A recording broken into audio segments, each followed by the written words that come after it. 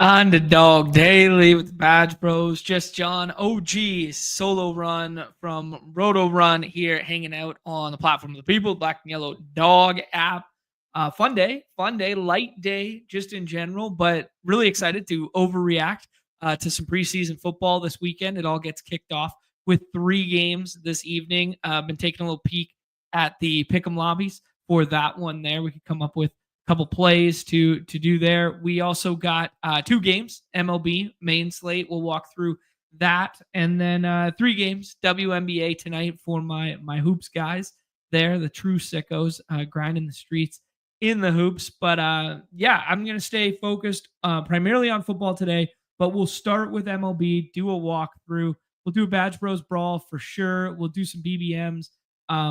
Yeah, honestly, man, I drafted 3, maybe 4 of the shittiest BBMs in the history of BBM drafting last night. I'm gonna be dead ass serious with you guys. I was sitting here hanging out, playing some poker, watching some baseball, and I was drafting alongside it at the same time. And yeah, I drafted some bad teams last night. So even the guys in front of the camera make some big time mistakes sometimes. Yeah, we'll start with the results from last night in MLB, as alluded to in the chat here. Yeah, here, I'll show you guys in a second here. I did put them in the Discord. I did put at least one of them in there. But as Eggers alluding to here, how about them M's? I mean, I'm not going to get too excited because it's 2 games with your aces going, with your new revamped lineup, your aces going, and you're facing the quote-unquote lowly White Sox. I know they've been playing better since the All-Star break, but I'm not going to get too excited yet. But boys are kind of nice with it right now. Boys are kind of nice with it. I've been doing some preliminary research on the preseason stuff. We'll get to that in a half second here. I have some takes. There's not an abundance of things to click on in the lobbies, and kind of rightfully so, because it's really hard to forecast and make projections for this stuff. As reflected on the redacted sites where everyone is the same price. So yeah, we'll mess around and create a pick 'em or 2. I got some thoughts, but let's start with last night. Go check out the results tab here from MLB. We're getting the spinning wheel. Yeah, only got 6 of them in there. Recorded like 6 hours of content yesterday, and then just tried to jam some at lock, and it filled like an hour early. So yeah, I mean, shout out to you guys for getting it filled on a Wednesday there when there were 2 slates and getting it filled so early. But shout out to Falco, a long-time player on the site, long-time quality player on the site. That George Kirby was the guy you needed there. You needed the Seattle stack, and then you needed Yastrzemski alongside Jonathan India. Jonathan India, second time in a week and a half appearing in the winning lineup, and doing so at less than 5% owned, 2% owned in that contest on a, what was it, 5-game slate or 4-game slate last night? It was 4, right? We broke it all down, but memory slips. It was 5. It was 5. Okay, so 2% owned on a 5. Shout out to Falco for getting to that one. The Wood is up here. Nasty Dan, what a sick name. Lazy Kid hanging out. Drafted a Badge Bros Brawl with him yesterday evening as well. So those funds going right back into circulation in the best contest around. Jay Baconator's up here, who won the previous slate. So mad love, mad respect to you guys. I was flirting with it for a little bit there. I was in 5th place for a bit, and I turned on that Mariners game. The Josh Naylor getting home at the tail end of that game really killed my lineups, but I don't think I was in play for first place by any stretch. But the Katana stuff that we talked about aged pretty well there. We said it was a Stars and Scrubs slate at pitcher, and it was definitively Kirby as SP1. And then I told you guys, bring up Cantana, put him as like SP4 instead of doing Nasty Nestor. I've been butchering that one since spring training. Nestor Cortez there. Yeah, so I'm glad that a bunch of the takes on the show aged quite well. We also talked about how the Athletics felt like super medium chalk, and chasing it all day didn't feel that great. I thought the Yastrzemski scroll, once we found out he was leading off, was pretty nice. I do believe he still got pinch hit for, though, by Randall Grichuk. So that's less than desirable because you end up with only 3 ABs from him. But still, one of the outfield pieces that you needed there. But shout out to community, because community doing work at the top again. Hopefully, I was a small piece in that exchange there. Yeah, let's start baseball so we can stay like topic to topic. Baseball's gonna be really quick and dirty here. It's only 2 games. There's no ADP. It's a Paul Skeens slate. The run totals are super flat. You can play whoever the F you want, and there's lots of good reasons to play whomever you want. But let's just talk about it. We'll use the beautiful unabated interface here. We got Pirates and Reds. That one's in PNC.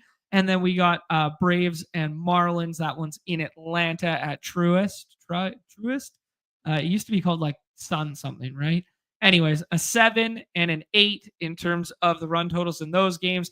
The S words, courtesy of the Ballpark Pal, have it at a 4.19 and a 3.25 in that first game in favor of the Pirates. And then the second game, Marlins favored in the run totals from the S words at Ballpark Pal with the 3.98 to a 3.66. So, yeah, I mean, truly a choose your own adventure slate. You're only stacking against Paul Skeens because you want contrarian leverage or because the bullpen behind him is ass. Like, that's number one. Paul Skeens is my 101 with a bullet today. In terms of SP2 on the slate, we'll talk through it in a half second. Just to give a little more context, let's use another run total. We'll go to Roto Grinders here. They have the Reds at a 307, Pirates at a 393, Marlins at a 414, and Braves at a 386. So those top 3 teams a lot flatter when you use their resource here, and the Marlins actually the highest of the bunch there. So all very, very close. Just sharing it to illustrate the fact that you can kind of, depending on the resource you use, you can kind of just choose your own adventure there. I will look at MLB Underdog's MLB just real quick to make sure we haven't got any lineups. It is just Mariners, White Sox, Nationals, and Athletics, the 2 early games with lineups out as of right now. In terms of weather, both games 80 degrees, 82 degrees. Wind is actually slightly blowing in at PNC. It's already the worst park in all of baseball to hit home runs. So there's that. And now you get a little bit of wind blowing in. This is actually not reflected all that well in this element. It's reflected more so in Weather Edge, which is paywalled, and in the Ballpark Pal stuff when you just go ahead and click on, when you click on the park factors here, you will see that home run number at PNC is minus 24%. That's not great for a park that is already tough to hit home runs in. So just be mindful. It's playing very nicely for Skeens and Singer, and Singer has been really nice with it in recent memory and gets a not so great scuffling Pirates lineup there. The other thing I wanted to say with weather was Roth just had a mention of the fact that there could be a little bit of rain and storms that are just a hair north of Atlanta. Could be some delay stuff there. Just kind of another reason to double down on pitching from the first game opposed to the second game there. Yeah, one other thing I wanted to bring to people's attention is on Fangraphs. You can actually look. We're looking for like micro edges out here, right? On such a small slate like this with such run totals like so flat, that sort of deal. I'm going to post this in the chat for you guys.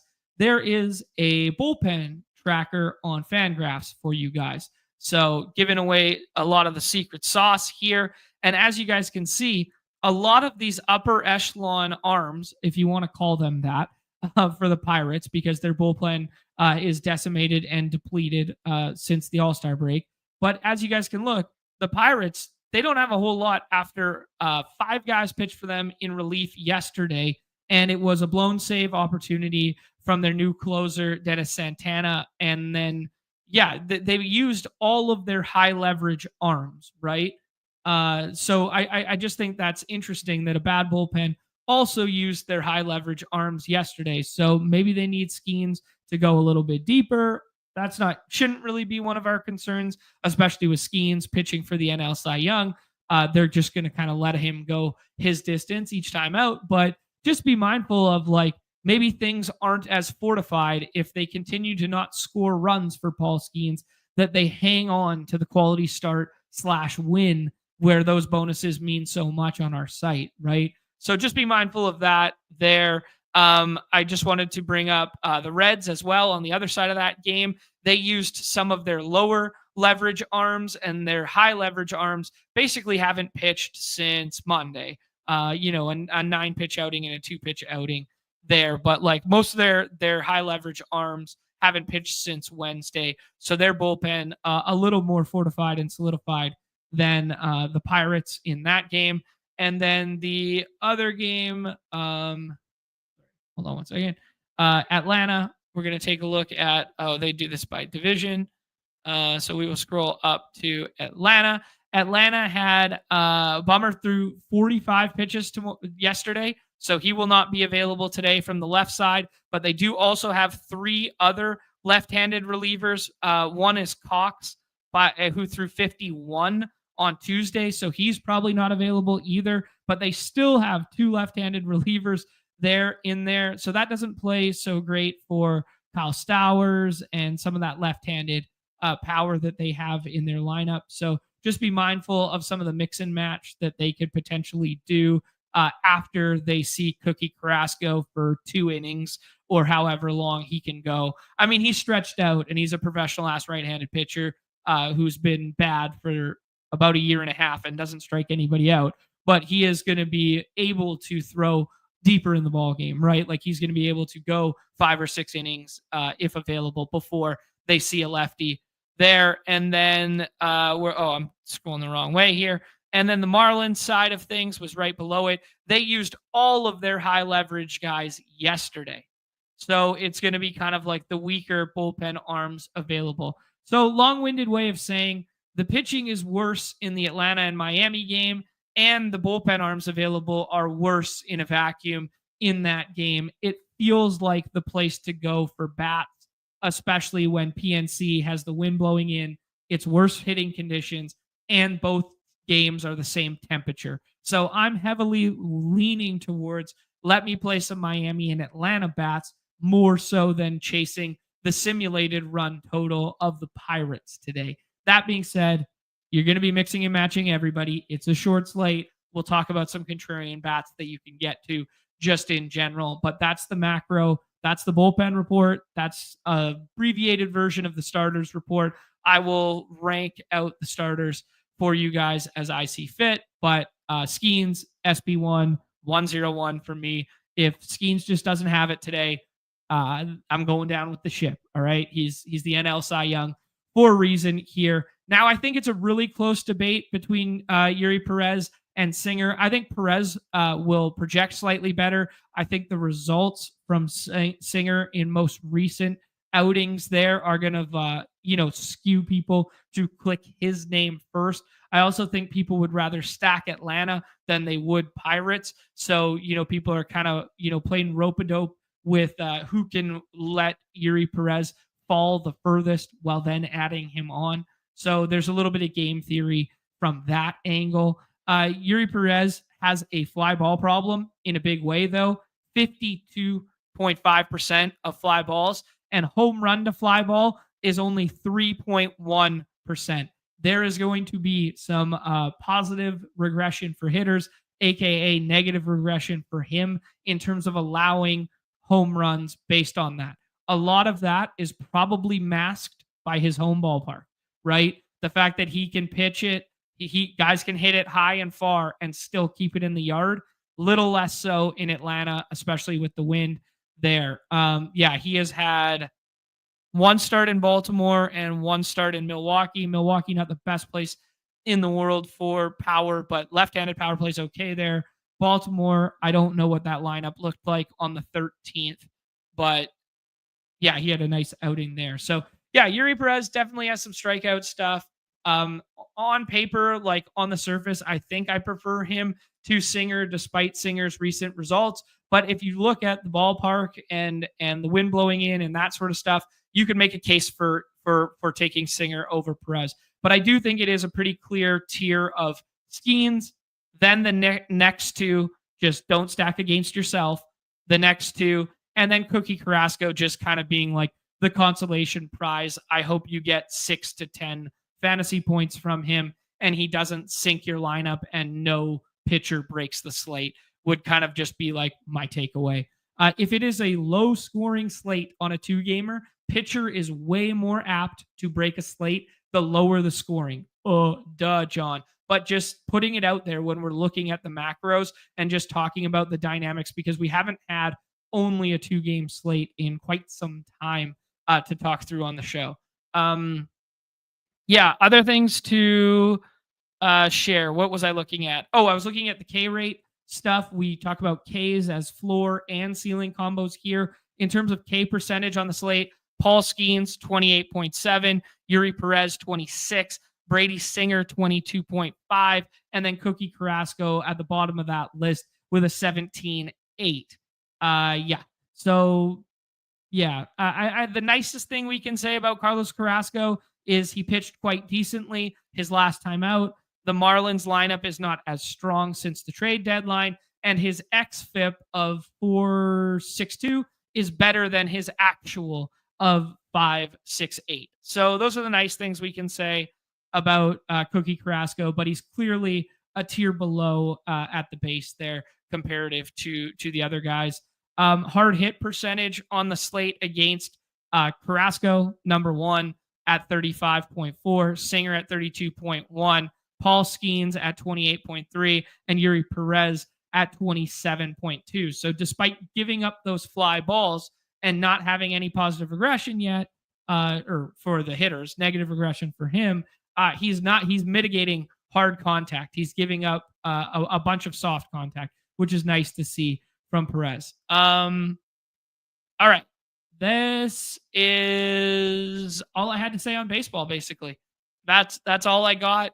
We can rip one of those drafts. We could talk about the stacks as we go, and just kind of do it on the fly there. You're going to be stacking bits and pieces of everybody, but relative to the opportunity cost, I think Atlanta plus Skeens feels like my most desired spot to get to. So if I'm able to get Skeens and then get like Matt Olson to fall back, I do like the Drake Baldwin's available in the last round. He has some good left-handed power in that lineup.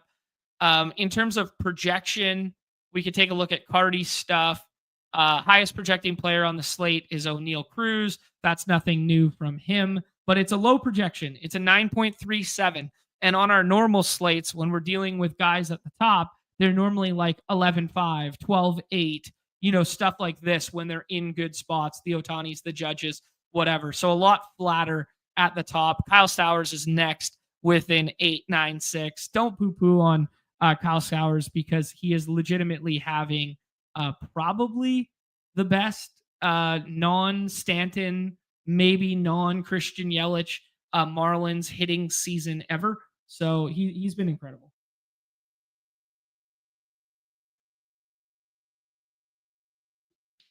Sorry, a lot of talking. Got to stay hydrated. I actually was going to tell you guys that dunce move of the year by your boy. Okay, let's make the pick first. Sorry. Let's go ahead and take Singer here, knowing that we want to set up something Atlanta related. Atlanta is definitely heavier in the infield in terms of, positions to utilize. But yeah, we're not going to take O'Neal Cruz to stack against ourselves. We don't really want just like Otto Lopez without Stowers. I think we just go ahead and take Matt Olson here. It will leave us a little thin at outfield unless we want to play Reds, though, because as you guys can see, outfield scarcity is a little bit of a thing today, unless you're playing Pirates. So, like, Pirates have Pham, Cruz, McCutcheon, and Reynolds, who all are going to be in the lineup, presumably, who all have outfield eligibility. The Reds might only have like Fraley and Friedel. The Atlanta might only have Profar leading off and Harris, Michael Harris. Like, yeah. Um, yeah. It's tough. Like, outfield eligibility is a bit of a problem when you build out Atlanta. I think we can just go ahead and take Profar. I mean, he's probably not my favorite stick of like this grouping, but just recognizing that there's a scarcity at outfield. He's homered twice in the last 3 games. So, yeah, he's going to continue to lead off without Ronald Acuna there. Also, never has pinch hit risk. So, yeah. Um, I think Drake Baldwin's going to find his way on the team. I think maybe taking one off against yourself is not the worst thing in the world, especially when it's a caliber of hitter like Brian Reynolds. But I think this is probably gonna be a two. It's probably gonna be a 3-1-1, and then we use Reynolds as a one off, and then we find a Reds one off that we like. Um, obviously it's Skeens, but you do get Ellie at a huge discount from his good side. So, yeah. Our guy Awin takes Drake Baldwin from us, which is really unfortunate because that was going to be our 3-man stack. Non-zero chance that Sean Murphy finds a rest day today, though they are kind of running out of bats. I'll bite the bullet and take Ellie De La Cruz here. Yeah, with no Acuna, Acuna, Riley, or Ozuna. I mean, you're really running out of bats there. So Eli White will probably draw in today, but not definitively. Um, yeah, we can scroll and do like an Eli White thing to get the stack. Feels fine.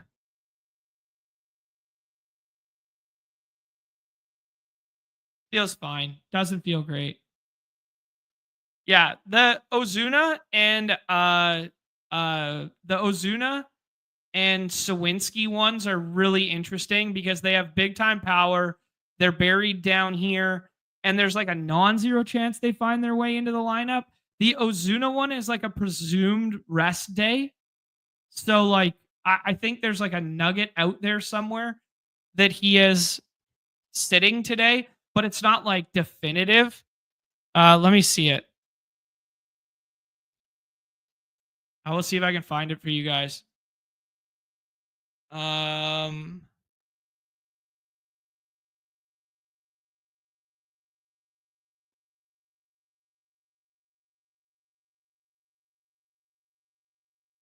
I can't find it right now. There was something that I saw yesterday. But if he plays, like, he's the most mispriced player on the slate. But I think most people are quite confident that he's not going to play today.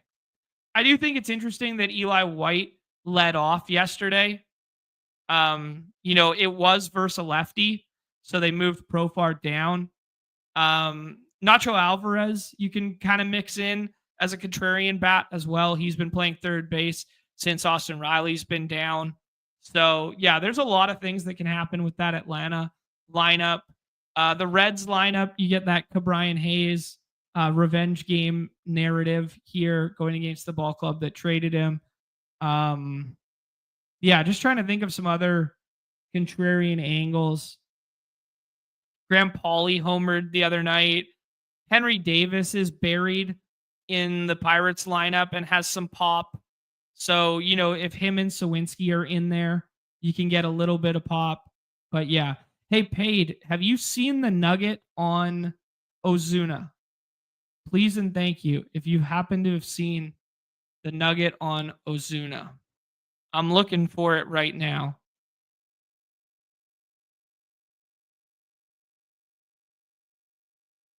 Yeah. Okay. Yeah, that's the gist of it, guys. Not any crazy stances today.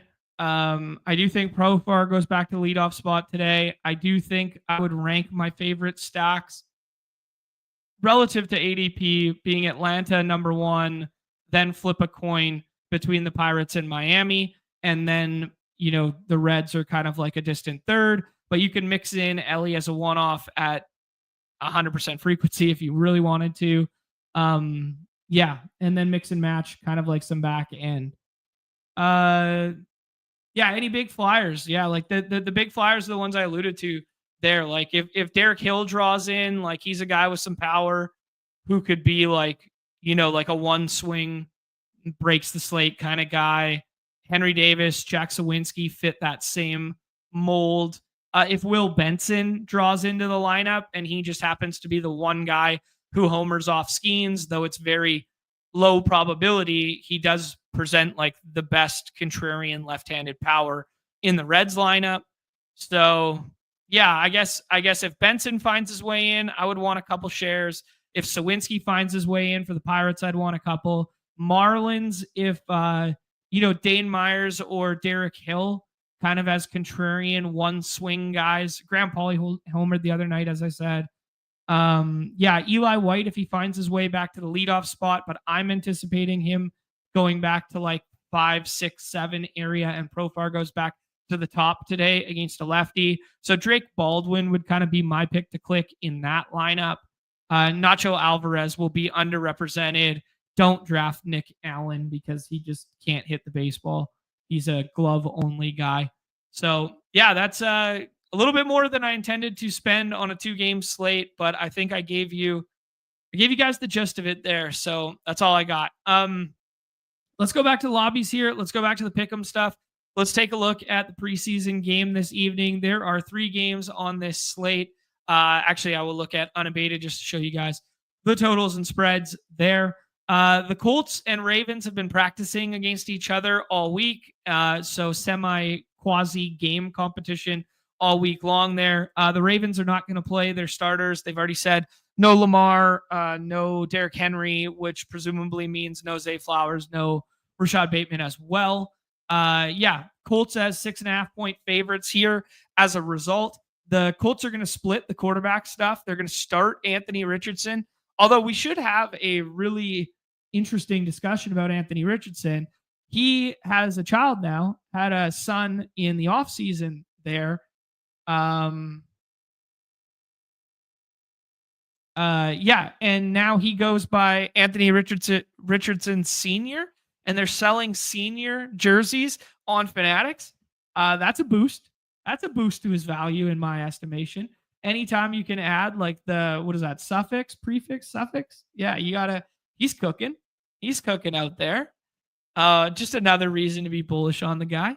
But I'm excited to watch Anthony Richardson play tonight. Just see that they've had glowing reviews from the joint practices that he's been playing well. I want to see it for myself this evening. The plan is that he will start and he will play presumably a half, maybe a little in, kind of like Trey Lance did last week rather, in the Hall of Fame game there. And then Daniel Jones will have an opportunity to do the same thing the next game. So that's kind of how they're staggering it. The Bengals change in philosophy after they've started the season very slow the last couple years. Here, they're going to start the starters this evening. Now, does that mean 1 drive, 2 drives, a quarter and a half? I don't definitively know. There's been a lot of speculation that it's going to be like a quarter or a couple series for Burrow and Chase and the likes, just because they've had such poor starts to the NFL season the last 3 years under Zach Taylor that they want to get out ahead of that. The Eagles are going to do the opposite. They are not going to start their starters in this one. So that's reflected in the 6.5. Both games so far, 37.5 there. And then the Raiders and Seahawks, this is kind of like Geno, Pete Carroll revenge tour coming to Seattle. Seattle is not going to play Sam Darnold and the JSNs and the Walkers, Charbonnets, etc. They're not going to play those starters, but the Raiders are going to play Geno. They're going to start Geno there and play their starters for series, which is odd because when Pete Carroll was the coach for the Seahawks, they never played their starters. So it's kind of interesting that maybe this is a little bit of a, Pete Carroll's the compete guy. Maybe he's coming back to Seattle and being like, yo, I want to stick it to these guys a little bit. So that's the macro. Not expecting a ton of run for first team offense from the Bengals and from the Raiders, but they will be out there and they could push the ball against, second team defenses to start there. So I would not be playing, multiple touchdowns or multiple, big yardage stuff. We've talked about how lowers just in a vacuum are kind of the sharper angle in these initial preseason runs, unless we have like definitive split information there. Some macro trends that I was reading about: the Ravens tend to run the football quite heavily in preseason, just as a under Harbor. I always fuck up the Harborough name. The Harborough. I add like 5 letters to it every single time for no reason. But yeah, they under this regime, they've been known to, hey, we're going to run the ball, we're going to get clock moving early, and we're going to get out of preseason games healthy. That's kind of been the MO, but they have had success with it traditionally, or historically, rather, for what it's worth. Yeah, I was just kind of skimming the player pool for like the redacted slate and what's going down there. I think Jake Browning will be second up after Burrow, but I did not read anything that definitively stated that. So yeah, Desmond Ritter's also on that. So we're probably going to see all 3 tonight. The Colts are going to do the Richardson thing, then probably do like an abbreviated Jones thing, or not play Jones at all, skip over it, go to Leonard, and then deal with Jones as a starter for week 2. I imagine they're going to want to see Jones in some capacity. So I think I would think Richardson gets a quarter and a half, maybe 2 quarters. Then Danny Dimes gets like a quarter or like half a quarter, maybe like 2 series. And then Leonard kind of is like the closer with the last 2. Leonard was Kentucky, right? Riley Leonard was the Kentucky quarterback alongside Ray Davis. So yeah, I admittedly don't know a ton about him. So there's that. The Baltimore starter has not been confirmed. Maybe they know enough about Cooper Rush, but I think they'll still probably have to play Cooper Rush some. He's kind of like journeyman backup who got some starter run last year for the Cowboys when Dak was hurt there, and actually played quite well. The game that we went to with Underdog in week 14, the Jamar Chase versus CeeDee Lamb game, he was playing quarterback, and he actually played, half decently. He played well. Anyways, I think it'll be Devin Leary comes in after him and kind of is the bulk of innings eating today, if we want to borrow a turn of phrase there. DTR is on that Eagles team now. So we saw him get some action with the Browns the last 2 years. DTR is going to be there, a little bit of rushing upside. Tanner McKee is still there, who had that one really good appearance in relief for Jalen Hurts last year, where he threw for like multiple touchdowns after Kenny Pickett got hurt as well. Yeah. He was Duke, Notre Dame. Who was? Riley Leonard? Who am I thinking of then? Oh, Riley Leonard was Duke, Notre Dame. Who am I thinking of then that's on this slate that was the Kentucky quarterback? I swear I was looking at it earlier. I swear it was Leonard. My bad. Thank you for the correction. Okay, just circle back on the Ozuna stuff. Haven't seen anything about it, but you have him out for what it's worth as well. Okay. Interesting. Yeah, I think it's like a lot of speculation right now. So he's probably worth a pick at the bottom there when he's just like free, right? Um okay. Let me keep going here. Um yeah, anyways, Seahawks at the quarterback position, probably going to be Milroe and Drew Lock. Drew Lock is back with the team after being a Giant last year. So, yeah, there's that. I think kind of like the most interesting spots in terms of like our lobby is like, does Richardson play enough to matter? AD Mitchell has been getting some big time buzz at camp. So I do kind of like if you do something correlated between those two. Keaton Mitchell, like he was very strong 2 years ago when we saw him, and then he got a little bit of burn last year. I think he's kind of almost a little bit far enough on the depth chart that he will be done quickly. I think they will rather see what they'll do with like Rasheen Ali this evening, which is who people were grasping straws at in round 18 last year in big board season and such. Um, yeah, tight end position kind of thin, but I expect some Tyler Warren. Who else were my notes? Taj Brooks is just going to be fun to watch. Like I want to see it. Genty, I want to see it with the first team offense. Like those, there's lots of fun guys to look at tonight. Yeah, Torrey Horton's getting some big time first team run and hype at camp here. I might think that he is if he's getting first team run in practice and whatnot.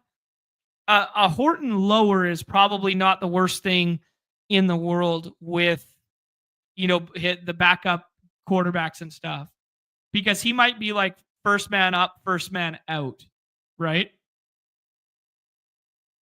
I haven't seen anything Charlie Kohler on our site today. Asking EFS Temp asking, not on our site. I haven't seen anything Kohler on our site yet. But the Ravens did sign 2 guys this week, I believe. Who did they sign?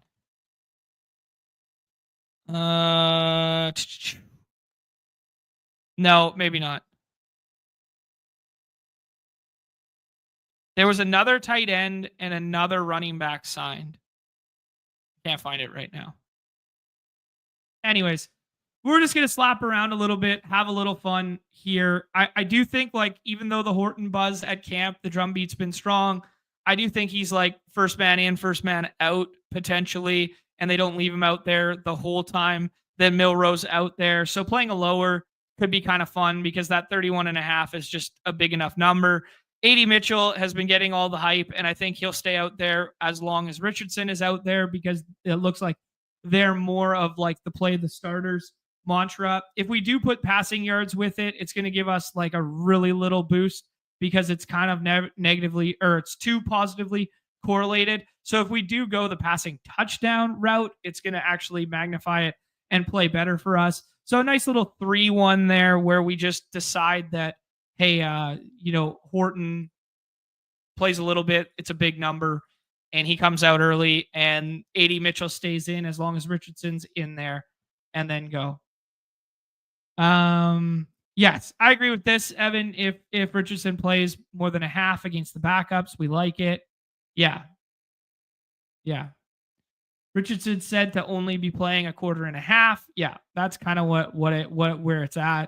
Yeah, his rushing yards. I mean, the one thing about Richardson and his rushing yards is like, yeah, it feels the best if this was a regular season game. But I also think like they're working on him as a passer. They're working on him as like an intermediate passer. Like these games are development games. Like they want him to play well and he wants to play well for his job. But I do think like schematically, they're going to lean more pass heavy for him than they would run heavy because they know what they have in him as a rusher. But that's kind of like just a bro science take. Jonathan Taylor being out there with the first team offense, kind of fun, I guess, but like it doesn't imply that he's going to play the entire time that Richardson stays out there.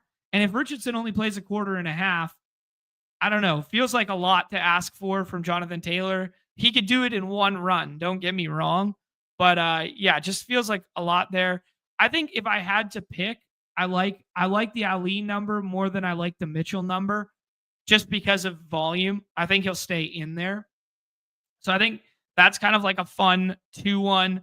I think the Bengals are the toughest to decide, unless you just want to be like first team offense doesn't go burr and they just play like 2 series and get them out, and you take this lower on the Joe Burrow passing touchdowns. But you're also talking about an offense that had like the highest pass rate over expectation, played, just slung it all over the place, played fast last year. If they just come out and do that against the second string defense, they might just put up a touchdown in the first like 3 minutes, right? So I don't want to like entirely write off the first team guys.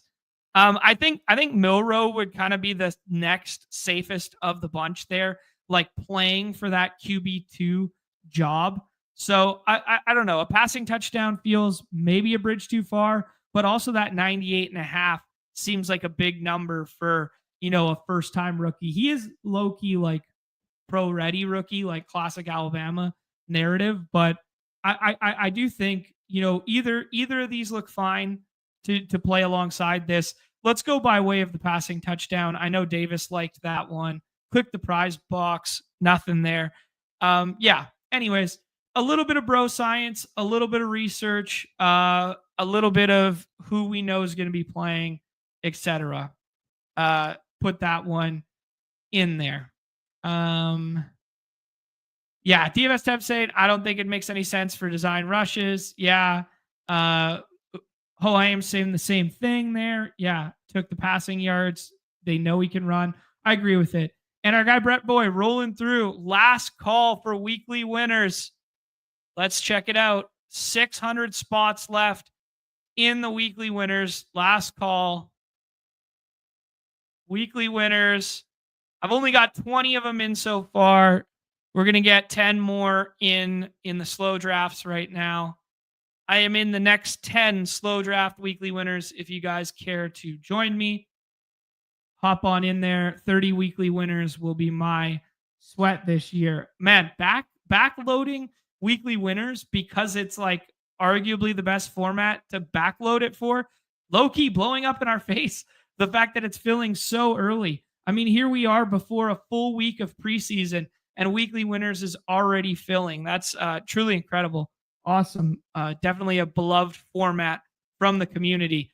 All right, let's do BBM. I'm hopping in okay. I can't pump fake everybody. Okay. I'm in 7 more spots. I'm in. I can't pump fake the community like that. That would have been just fucking terrible, catastrophic karma if I had done that.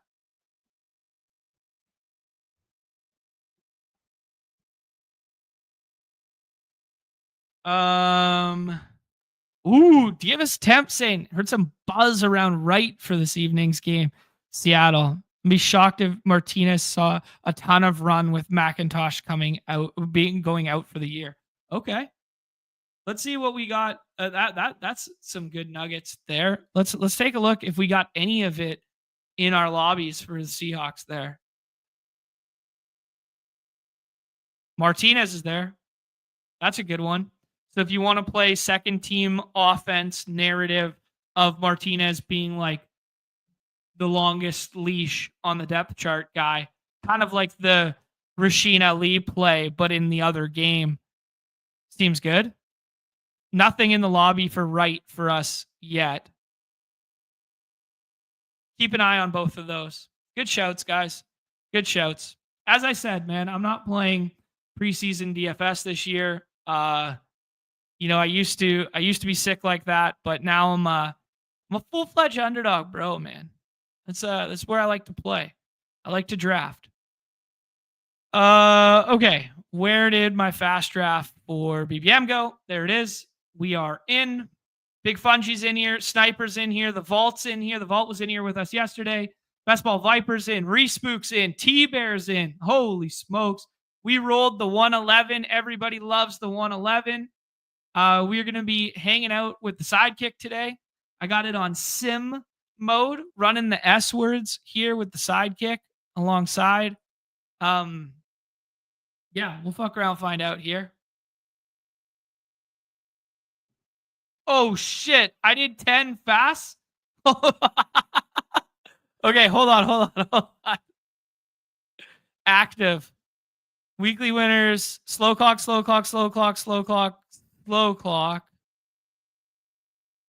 No, I think we're good.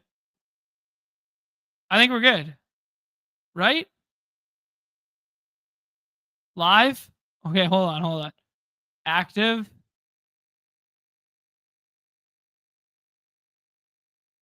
They all filled already? Hold on. Oh, shit. If we just end up in 10 fast weekly winners right now? No, I think we're good. Right? Okay, we're about to be on the clock here in BBM. We're about to find out in a heartbeat, though.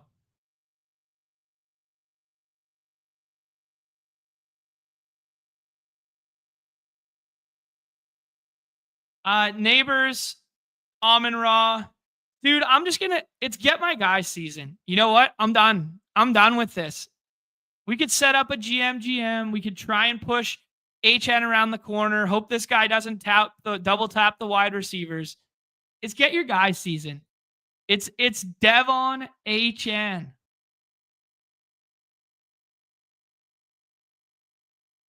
He takes both the wide receivers. Fuck. Damn it. That's the price of trying to get your guy. Let's see what the Sidekick says here. What is going on here? They like Genty. They like Bowers.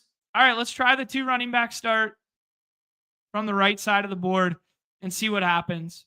I usually start a little more balanced than this. Let's see. Who knows? Can the price of Genty go up after tonight? You know, like Genty just rips off like a 60-yard run tonight. What do you think?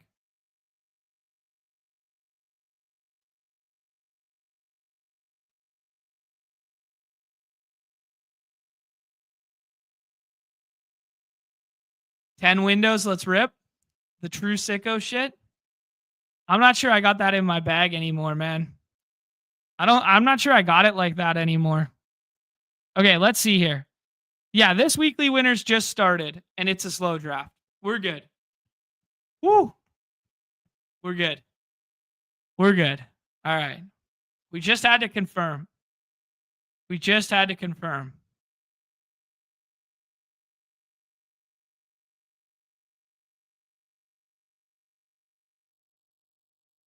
All right. There's our live draft. Boys are back.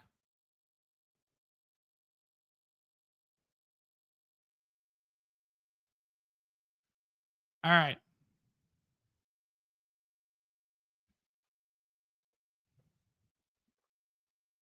Garrick hopped in the draft, saw we were in here, had to make sure we were streaming. He's in the 10 hole. Shout out. Gonna be sniping us all draft long here. Colts fan. Genty to the moon, baby. Show everybody why you should have won the Heisman.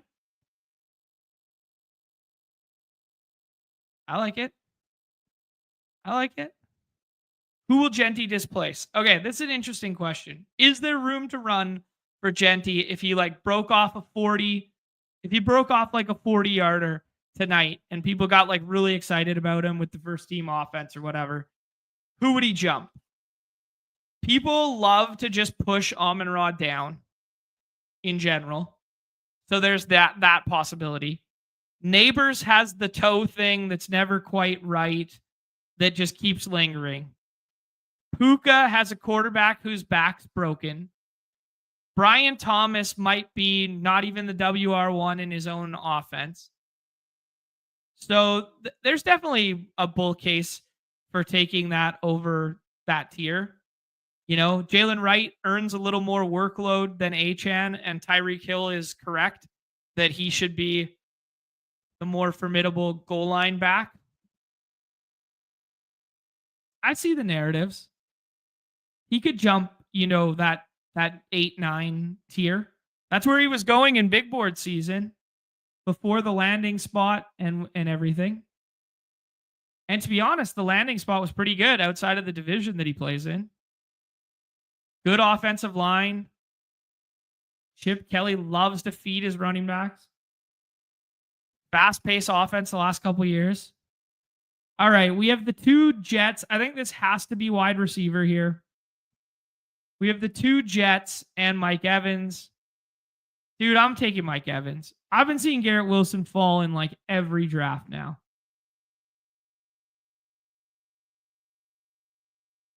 Garrett Wilson's falling in every draft. If he comes back to us at 38, whatever. I guess you click it. He's done a lot with a little over the last couple years, Like corpse of Aaron Rodgers. Let's see. JMO and Pickens. So he's flipping the board. Man, I don't know. Like, I want to click Worthy. Like, my brain just says click Worthy. But then my brain also says, dude, 10 picks, ADP value. Garrett Wilson never on this side of the board, bro. I don't know, man. What happened to Garrett in camp today? I did not see Garrett in camp today. Nick saying not clicking Wilson here is a crime. From our resident New Yorker. Wilson was never a good pick in the mid-third. I mean, the Discord was talking about it last night, man. Discord was talking about it, how it was just like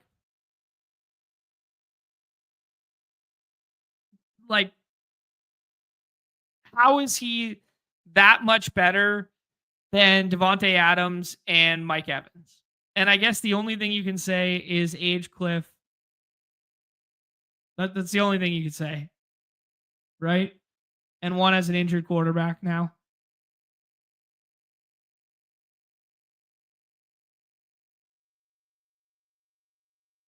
He cranks off a nice run and looks good.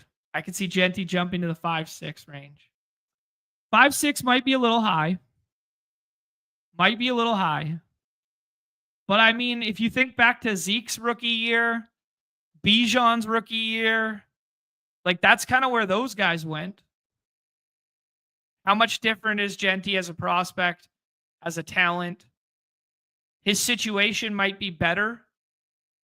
Not better than Zeke's when Zeke came into the league, but arguably better than the Atlanta situation when Bijan came in.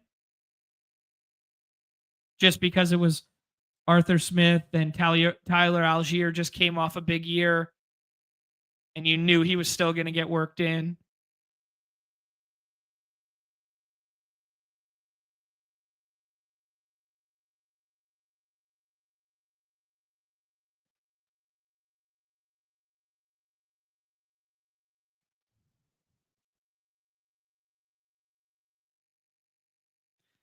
Nick rolling through 24 months, owns this company. Certainly does. He's the only one around here keeping Mr. Good Boy fed. That's not true. There's lots of you guys. 350 almost. We've been ironing out our schedule for football season upcoming. It's going to be a really big fall for us. Football shows every day. For the daily stuff, doing a lot of dog bowl stuff, and then also NBA. Like NBA's grown massive over the last year and a half. Going to be some massive contests. These are the big money prize pools coming in the fall here. They're going to be, 5x what baseball is each night. So getting really excited about that from a volume standpoint.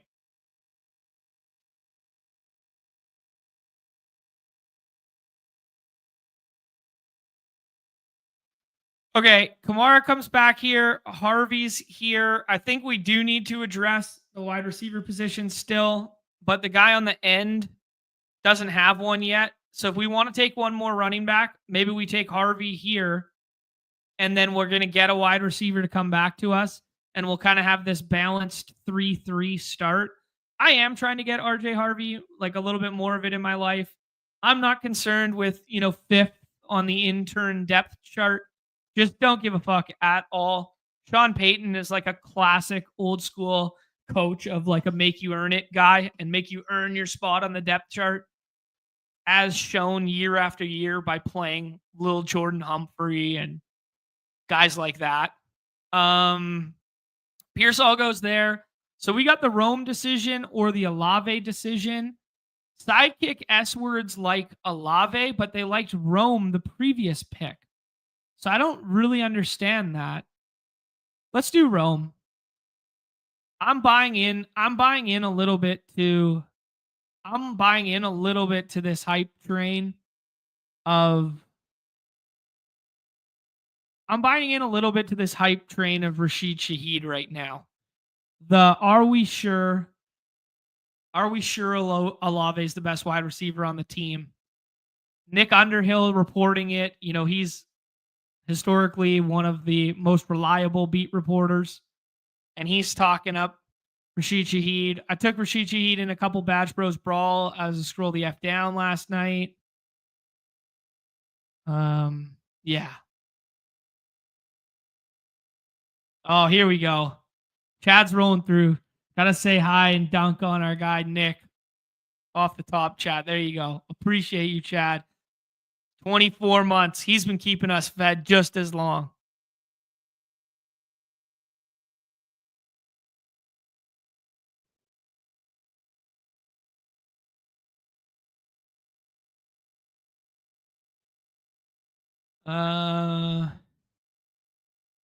Emwald saying the promos not that great thus far on Underdog.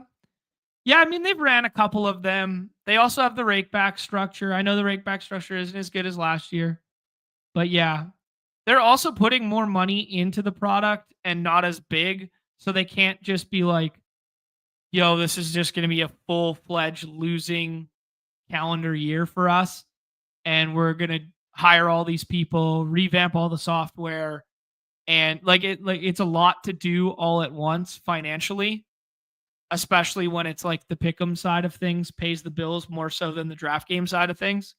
But I hear it both ways. I mean, like, I'm not just saying that because like hashtag company man, but like it's like I get it from both angles. I would love to see more in the promo, but to be fair, they've never ran a BBM promo before, and they ran one this year, right?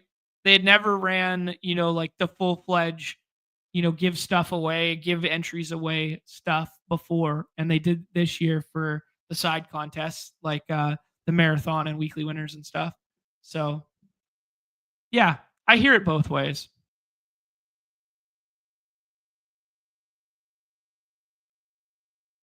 Put a bunch of money into the new UI update. You're assuming at least. Yeah, I agree with that. They hired 3 new full-time draft game only engineers. That's my understanding. I'm not privy to like back end details, but through the grapevine, I heard something of that accord. They also hired TJ to be the draft games guy. So they have a dedicated like head of draft games. They hired Brett Boy to be a third on the draft team. So yeah, there's a lot. Godwin popping a little bit. Dude, I do not have enough Jaden Higgins in my life. Feels like a fun spot to just take like an upside swing. Let's take Baker. Okay, let's do this. Let's scroll the F down. Let's take Baker on the right-hand side of the board with the Mike Evans stack. And then if Godwin comes back to us, we can have the conversation between Godwin and Mbuka, who's already gone. Fucking A. Where's his new ADP?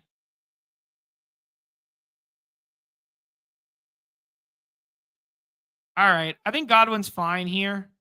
Where did Mbuka go? Wow, 65. Where did Golden go? 69. Wow, the new ADPs, guys. The new ADPs. Okay. Well, we set up the Baker double. Where do you get your ideas? Let's take Baker with Godwin here. Not bad. Probably could have done better on that corner. This is kind of why I like taking, like, I know we kind of like had to, in parentheses, take Garrett Wilson there because of the fall and like, you know, all the combos are on the left side of the board so far and blah, blah, blah. But like the reason I like the Xavier Worthy stuff is you get Mahomes to come back and you can do like Mahomes Kelsey there. And it feels so good. And it's there every single time. Yeah. Yeah. So these are the new ADPs. Addison's starting to fall because of the confirmation of the suspension, right?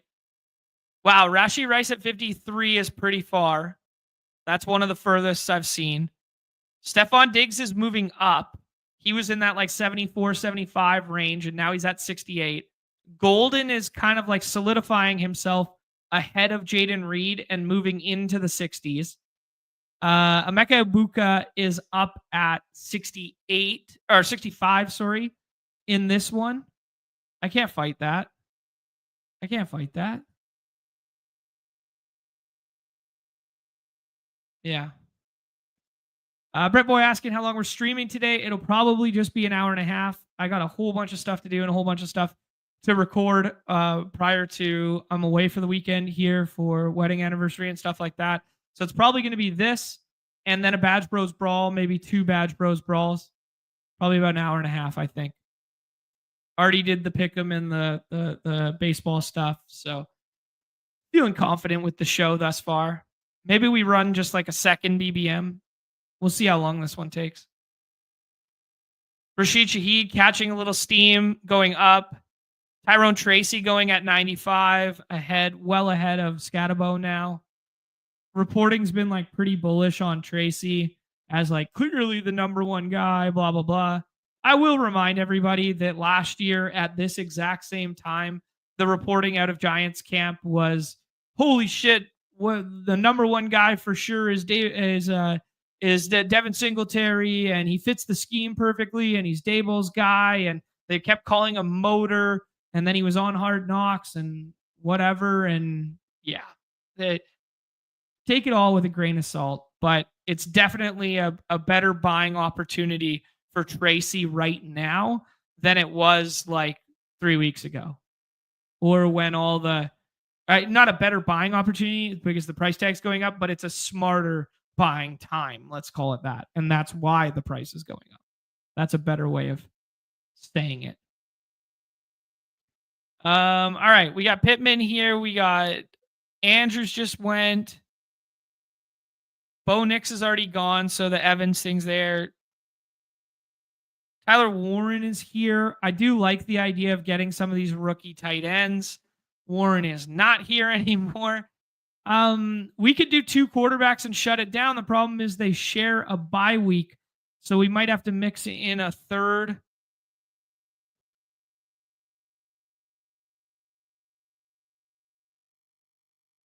Fuck it. Bye week bros come at me. We'll add a third to this. I think taking Fields, I mean, you make the Garrett Wilson bet. Nobody else wanted Garrett Wilson. Doesn't it just go symbiotically with Fields going nice? Like, it's just such a clean path. So let's just take Fields there. A lot of week 9 buys to start here. Haven't addressed the tight end position yet as PM Forbes hits it here. Fucking A. I did not think he would double tap tight end. I thought we could get Loveland back. Brandon Ayuk. It's okay, but do we really want another injured wide receiver? Let's take Luther Burden, a guy I haven't taken a whole lot of just in general. Haven't taken him on stream very much just because the coach speak hasn't been great, but I can't fully just gnaw wave the fact that they spent good draft capital on him, got rid of Keenan Allen, and might just be out there in 2 wide receiver sets from the jump.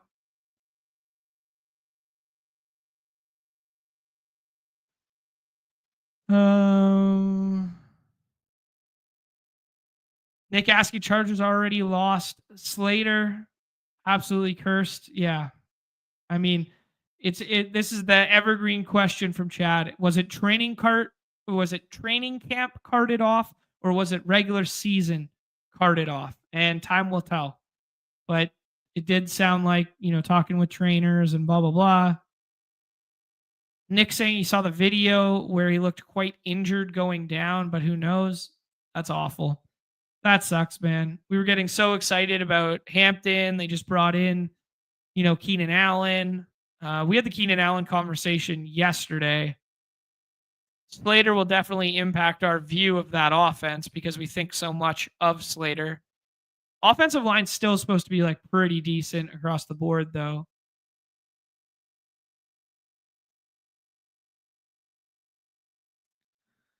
I will show you guys. I did have the ultimate GM yesterday in the Badge Bros Brawl. I'm not gonna lie. I tweeted out half of it this morning, but I had a nasty one last night in the Badge Bros Brawl. I'll share that with you guys in a second here. Big quarterback run here, which is kind of par for the course. Circling back to baseball for a half second, we did get the Reds and the Pirates lineups. Nick Gonzalez hitting second. Jack Sawinski hitting sixth. There's your pick to click, baby. Jack Sawinski hitting sixth. Henry Davis is in there. Jared Trolio's in there. IKF's in there. Whatever. Noelvi Marte and Cabrian Hayes are in the lineup for the Reds. So that's a little abnormal that both third basemen are in there. I assume one of them is DHing and Hayes is playing third base, but also Noelvi might be in the outfield. They've been doing that a little bit recently. Noelvi's playing right field. Okay. So there's a path to playing time in the future for him. Wow, look at the quarterback run. I guess it's good that we got ahead of the quarterback stuff. Tootin, White goes with the stack, or Ramondre. I think we take Ramondre. Highest in ADP there. Guy beside us doesn't have that many running backs. Interesting to note that the Sidekick S-words still like Tootin over Bigsby. So that's kind of interesting. We still haven't addressed the tight end position yet. Both Goddard and Ferguson here.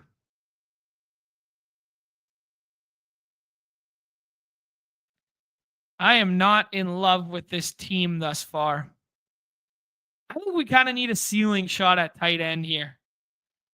I think Tank Bigsby's a good pick here. I think Rachaad White might come back to us. I think Tootin's kind of fun. I think we got to address tight end. And I think we got to just go with it, guys. Spicy Margs. I don't have a ton of Kyle Pitts in my life yet. Let's just go Kyle Pitts here and see what happens. I think we just take Kyle Pitts and we say, let's roll.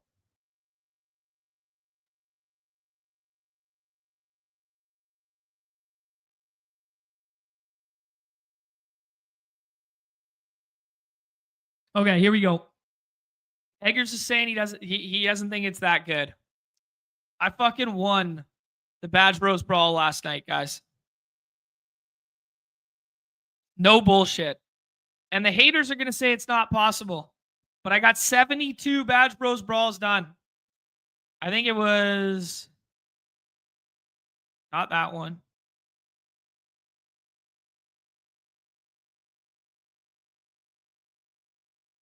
Maybe it wasn't that good.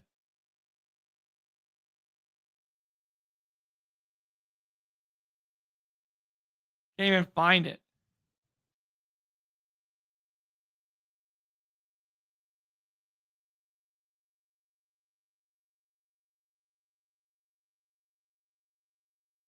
Hold on.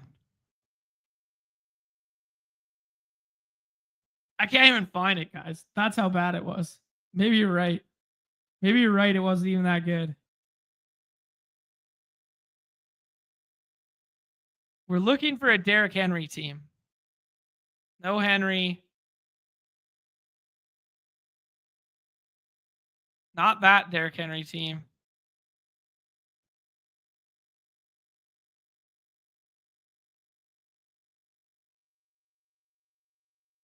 This one. All right. Come at me. Come at me. Here we go. Come at me. It's not that good. All right. The quarterback room is mid. It's a 3-5-8-2. Dak, Goff, Purdy. Okay, whatever. It's fine. It all stacks. All right.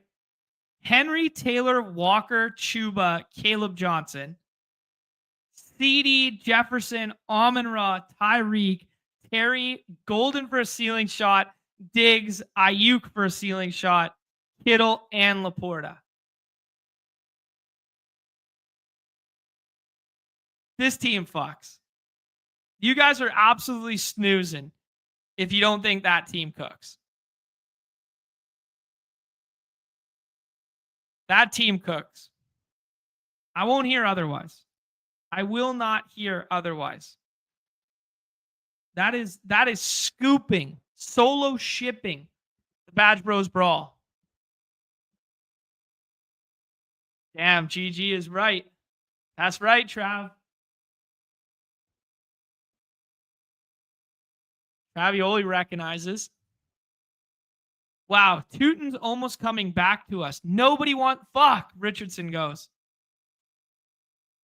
He said no Snipes, but his name's Colts fan. All right. I think we take Teuton. Sidekick liked it last pick. Love it, let it go. Comes all the way back. They still like Bryce Young. Rodgers. Stafford? No. Stafford's been falling a lot. Bryce Young goes there. We could also just go with like Braylon Allen and shut it down at running back. Like, do we need 6 on this team? When you start Achane, Genty, Harvey, Ramondre, Teuton? Maybe not. But like, what do you win when you win with like Hunter Henry? Let's do it. Let's take Braylon Allen here. Let's take Braylon Allen here. We got 4 picks left. 2 of them are going to be tight end. One's going to be receiver for sure. Maybe 2. And we just eat the bye week. Although eating the bye week's probably just bad. So we're going to have to tack on like 1 quarterback.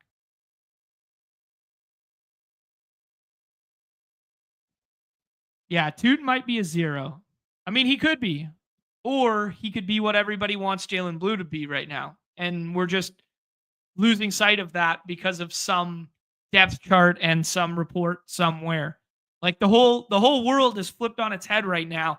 Like ETN, oh, he's not going to be running with the ones, and Tank's getting all the good burn and this sort of thing. All that shit can change in the blink of an eye.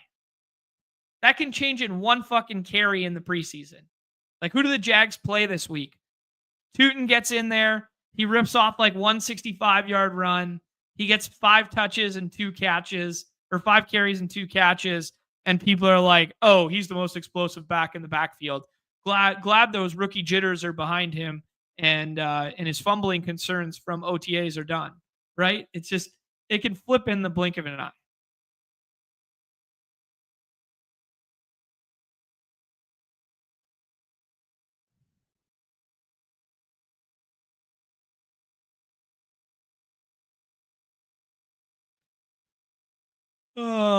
Okay. What else are we dealing with here? Oh, I was going to show you guys the BBMs that absolutely suck. That are like bad.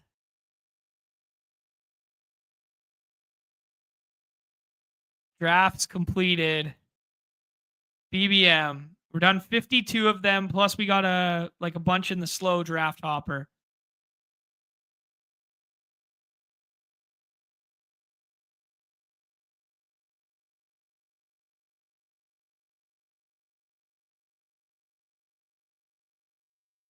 Yeah, I think this one's the worst. No, this one's the worst. This is by far my worst BBM team, I think. Baker and JJ McCarthy. JJ is completely unstacked because he has no backstack options and he just fell to me and all the other quarterbacks ran off the board. Genty, Harvey, Pollard, Ramondre, Rico, and Taj Brooks. Whatever. It's fine. But there's no correlation, no fun, sexy stuff. Amon-Ra St. Brown as like the run back off of JJ. Evans, Flowers, Jaden, Dobbs, Keenan Allen, Adam Thielen, Tyler Lockett, Kittle, and Warren. I don't know, guys. There's nothing to look at that team and be like, yo, that's sexy. That's fun. That team has a chance. The team doesn't even have like stacks, really. We got like a Baker to Evans stack, and then we didn't really do anything else. That's what happens when you're like half distracted, waiting to hear the ping, and then draft. Okay. Cade Otton for the stack. Mason Taylor. They're both hurt right now, but I think we just stack it up. They're both banged up right now. Where did Keenan Allen go?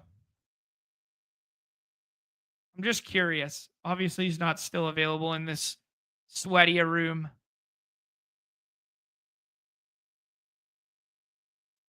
So we take Otton. We could do the Mason Taylor thing. I think we got to trust our guy. Hayden. Hayden came on the show yesterday and told me I got to get some Slayton in my life. Let's take Slayton there. It gives us a backstack quarterback to fill the bye week because they have a 14. Can you stop at 2 quarterbacks? To stop at 2 tight ends here? Kyle Pitts and Cade Otton. That feels so thin. The Cade Otton bet has gotten so much worse as like Igbuka has really popped in camp kind of thing. Just so many mouths to feed there. But hey, if you're going to tack on 3 tight ends, you may as well have a correlated one, right? Maybe Mason Taylor was a better pick there. Just because we already have 2 pieces of the Bucs. Sidekick liked both, but not both of them. Just one or the other. Best Ball Viper is going deep in his bag here. Torrey Horton and Jordan Whittington, last year's darling, coupled with this year's darling. T-Bear's taking that Trey Harris dip at 136 still. Keenan Allen goes at 143. I think that's a fair price tag. 6 rounds of perceived CLV. See if it turns into anything. Big Fungi goes with the Taj Brooks pick. That could be a riser tonight. Think about this. Tonight's football game. Taj Brooks gets rotated in. They don't play Samaje Perine because he's a vet back with the team. They use Taj Brooks as the pass catching third down sets guy. And Chase Brown, he gets like 3 carries to start the game or something. And then they just kind of run with like Brooks. And they use Brooks in the pass catching role. Catches a dump off for like 26 yards. Then has like another carry for like 8 later in the game. People are going to be like, ooh, buddy. Are we sure Chase Brown's that good? Are we sure he can't jump into this rotation real soon? People will get frothy about the Taj Brooks because that's going to be an up-tempo offense with a bad defense.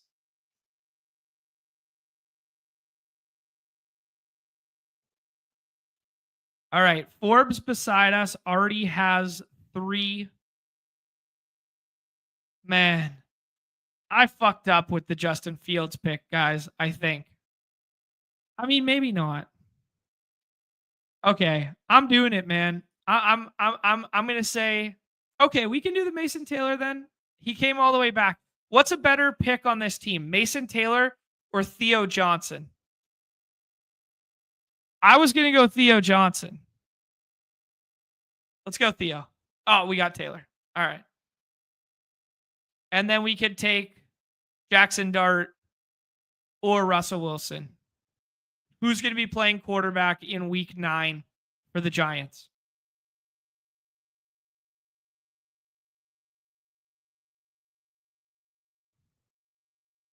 Fudgy. I always call him Fungi. Big Fungi. Big Fungi.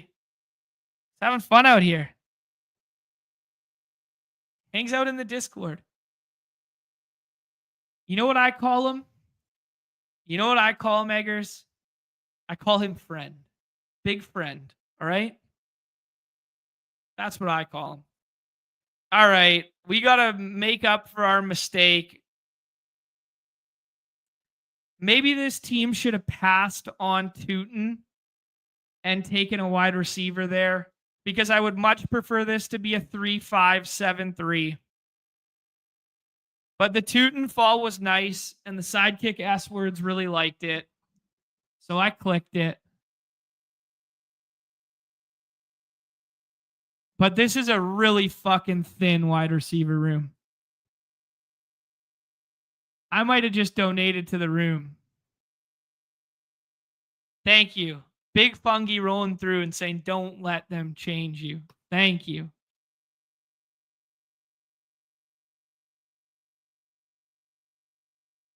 He says mean things about me in the Discord. I don't know how to feel, guys. I think, you know what? I think I've been drafting too many Badge Bros brawls, and I've lost my fastball in the BBMs right now. I think I've lost my fastball a little bit in these 12-person drafts, because this team kind of fucking sucks. But let's see. You guys tell me if it sucks or fucks.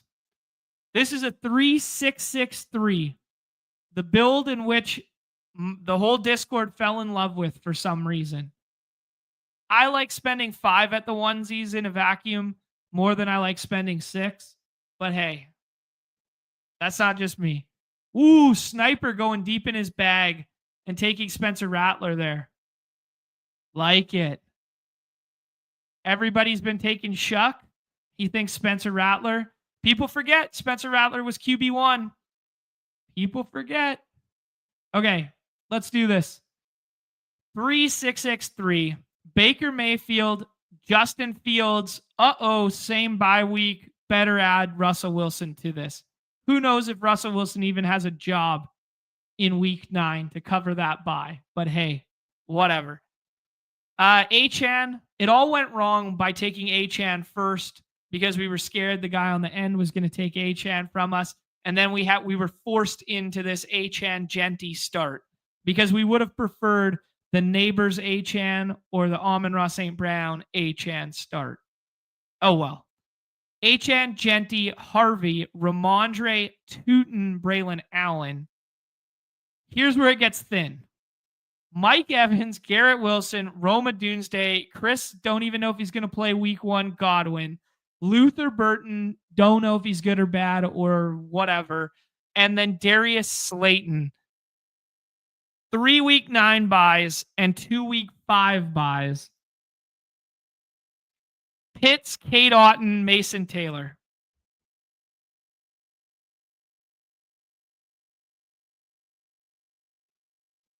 This team fucking sucks. This team sucks, man. This team sucks. I'm embarrassed right now. I'm embarrassed. I'm Charlie Morton in his old age, throwing nothing but curveballs. I'm actually embarrassed by this team. I'm sorry. I apologize to the Sidekick, because if I just stayed in line with the Sidekick suggestions, I think this team probably would have fucked. But your boy came out here. He tried to cook. He tried to, the sous chef, tried to chef alongside Gordon Ramsay when I should have just trusted Gordon Ramsay from the jump. Damn it. All right, let's see what some of our friends did. In the last round here, Jordan James, fun pick. Keaton Mitchell trying to get ahead of that steam tonight that's coming. Woody Marks is now in the 16th round. JCM in the 16th round. The boys are just showing off. They're just proving they know ball right now. Spencer Rattler. Sniper is so far in his bag. He goes with the Spencer Rattler. A.D. Mitchell. Great pick. Last pick of the draft, A.D. Mitchell. A.D. Mitchell pops off tonight. He scores a touchdown alongside Richardson Sr. That price tag's all of a sudden going to be in the 16th every time. Troy Franklin has a scroll the F down. The guys were in their bag here. I'm impressed. By you guys. I'm not going to lie. I'm impressed by you guys. Very nice stuff. Me, on the other hand, not so much. I got to go back to the drawing board. That was a tough draft for your boy. Tough draft.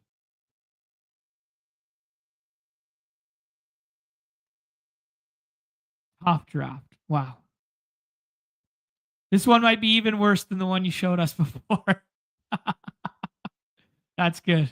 Proud of me. Thank you. Hey, even Picasso probably drew a few stick figures. Well said, Paid. Well said. Garrick says the 110 is better. He says his team's better. Puka, London, JSN, Brees Hall, Travion Henderson, Juwan Jennings, who's still not practicing, out indefinitely in parentheses. Remember the out indefinitely for Ken Walker 2 years ago? Out indefinitely, Pete Carroll said. And he was back at practice like 3 days later. Josh Downs, Khalil Shakir in the walking boot right now, might not be ready for week 1. Warren, ETN, and Bigsby handcuffs it up. Richardson's new prices in the 13th round when you're in a draft with a Colts fan and myself. Penix and Stafford, full punt QB room. Nick Chubb, the reports have been very, very bad on Nick Chubb. I've kind of not been drafting him, but I was listening to the Fantasy Flock for a little bit yesterday, and he said Nick Chubb is his highest owned player. And I'm a Nick Chubb guy, and I thought that was a bit much. Higbee instead of Ferguson and Juwan Johnson, JCM. Not bad. I like how you started. It was tough because you kind of got froze out at quarterback by this big quarterback run on the left side of the board. Best Ball Viper went full piss boy, then did the Chuba Hut thing. Pounds running back in those middle rounds, and then gets creative with the last 4. Very, very Best Ball Viper-y team. Nice work. Gets that Hurts stack. And then what's my guy, Big Fundy? Big Fungy, what are we doing here? He goes full week 17 stack to start it off. Chalk donk. And then he goes, James Cook falls back. Ken Walker falls back. Jacoby Myers. Wow, he is slurperinoing the Dipperino here. This is a beautiful team there. Pacheco, he just goes, yeah, he looks good with some burst. He's the RB1. Kyler for the game stack and that double, playing the other side of the double. Everybody's looking for that Joe Burrow fall. He instead goes the Kyler route. Keon Coleman gets a boost this week with the Shakir injury. Tucker Kraft at tight end. And, second tight end. Right. He had the McBride. Rashad White. Brooks for part of the stack. Rico as well. And then just kind of in his bag with Jack Besh at a low ADP. Wandell Robinson, Dobbs, and A.D. Mitchell. Much better than mine. All right, guys. I think it is time for Badge Bros Brawl. Obviously, Sidekick not, definitively designed for Badge Bros Brawl. How far I got to scroll? Badge Bros Brawl, here we go. Badge Bros Brawl number 73. 5 more spots. Fuck yeah, let's get it. I did tease yesterday on yesterday's show that some friends of the show, some very intelligent drafters who won a NFL Battle Royale last year, have had some best ball success, that he is running the S words on this contest in particular. And the findings are very cool. They are counterintuitive to what I would have thought. And I don't know how to react. I don't know. I've given some feedback on the S words. And hey, have you accounted for the injury variance? And have you accounted for, have you accounted for quarterback injuries and blah, blah, blah? And everything he's accounted for, he's ticked all the boxes. And it still keeps coming up that a certain structure that I can't wrap my head around is best. And I've mixed in a couple of them, but I haven't fully done it yet. And I will share it after. I will share it after we go live with the contest, just to protect my my friends. Oh, here we go. Will Rush, my guy, rolling through. We talked about it yesterday's show. Will has been up at the top of the leaderboard in the baseball streets for a number of slates now.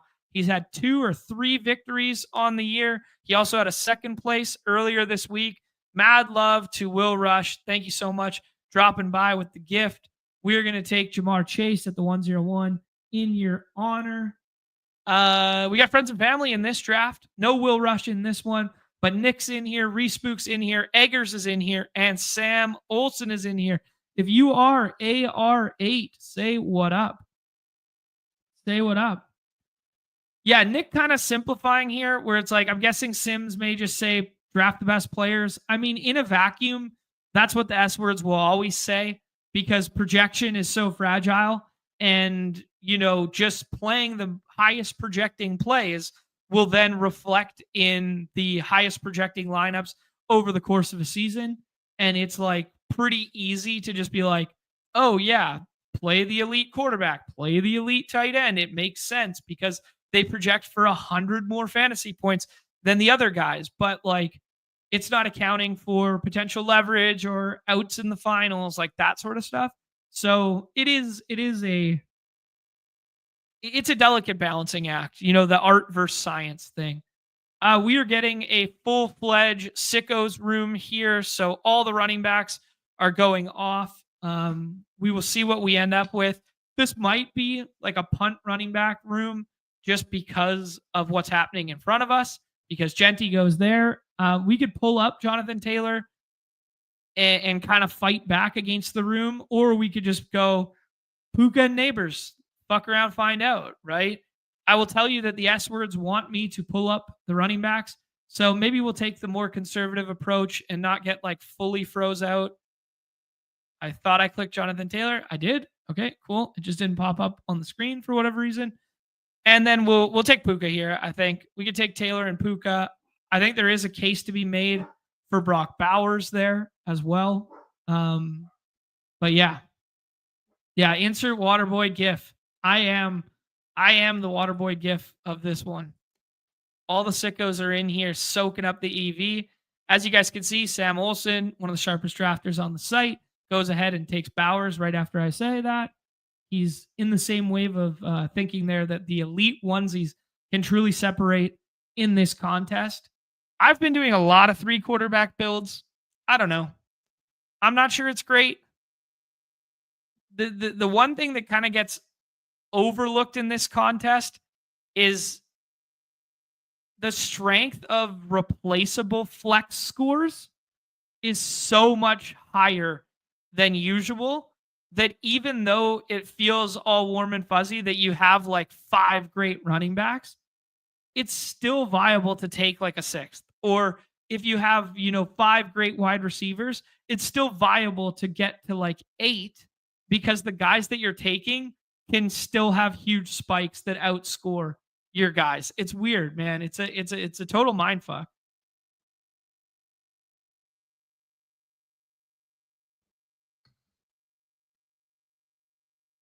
We'll keep cooking here.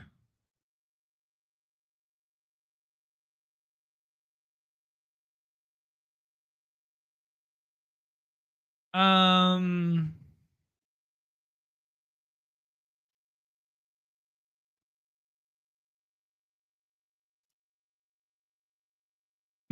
goes.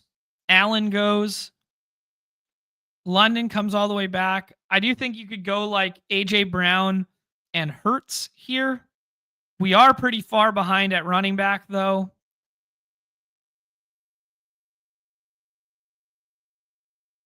Let's see if we can push Hurts. Let's take AJ Brown and then see if we can push Hurts. And we'll take AJ Brown and then we'll address the running back position. Either Kyron or Hampton. Let's take Kyron. Kyron just got the contract extension. They love him. All he does is score touchdowns. Obviously, we're a little bit concerned about Stafford's health, but as our guy Hayden said yesterday on the show, that one of the greatest yards per attempt seasons in the Shanahan scheme ever could have been before getting hurt was Jimmy Garoppolo. So if Jimmy G has to play a couple weeks, you could do worse. But yeah, I think we'll try and push Jalen and see what happens. Take it hurts because he said it. Yeah. Carioli's saying, if your friend doesn't win Badge Bros Brawl with his Brain Blast simulated lineups, this victory lap before the contest closes will be embarrassing. Absolutely not. Absolutely not, man. No, that's results-oriented thinking. Like, it could take 10,000 simulations of simulations to balance out the variance associated with one contest. Regardless, it's a super cool exercise from a learning standpoint, like building these toy games and learning like what the EV of the lineups would be or projected to be. So yeah, no, I couldn't disagree more. Hertz does go there. A little bit unfortunate, but we got a backdoor out here. Provided the T. Higgins drafter does not take Burrow, we can just take Burrow. I do think the ETR guys had an episode about quarterback, and JJ was on it with Leone and Lev. I'm not fully finished listening to it. But yeah, I was listening to a bit of it. And like Burrow is artificially propped up as a pocket passer here, but you know, like, because the gap between like him and the tiers below should exist, but he doesn't have the same like floor ceiling combo in terms of like rushing. It's kind of like pitchers and strikeout rate if you think about it in that regard. We already have two pieces of the Rams, so I don't really want to take Devontae Adams on this team. Marv Harrison for a little bit of run back, but it'll be owned at such a high frequency. I think we take running back here. I don't think like the tier at wide receiver was like as important there, even if like Marv is ahead of this group. We got a really strong room with Chase, Puka, and AJ Brown. It was more important to get like a third running back there, and opposed to having like our third running back be Caleb Johnson or something like that. So yeah. But yeah, I haven't fully listened to that one. I don't know. A long-winded bull argument for Anthony Richardson late, in my opinion. But yeah, I mean, he could lose his job and play 5 games. So we shall see. We shall see. But yeah, the pocket passers, like the monster correlated seasons from pocket passers, they come correlated and they come at a discount. So like the cheap versions of like Trevor Lawrence tacked on to the other passer, or to his pass catchers who go earlier, or like Dak tacked on to the early pass catchers that go from Dallas, like Mahomes tacked on to like the Worthy and Kelsey stuff. Like it makes too much sense, like logically. Tua has all 3 players go in the top 5 rounds. So if you get a ceiling Tua season, rising tide, etc. I like George Pickens in general. I like JMO in general. We were watching quarterback. James Conner has a little bit of correlation. Let's take Pickens and let's take JMO. Let's eat this. Let's eat this tier. Let's eat this tier of like ceiling shot wide receivers in terms of like weekly ceiling with like big explosion, but like shaky profiles. Probably shaping up to be a 3 tight end, 2 quarterback team here, but not a given. We got 8 more spots to work with, 9 more spots to work with. Not a given.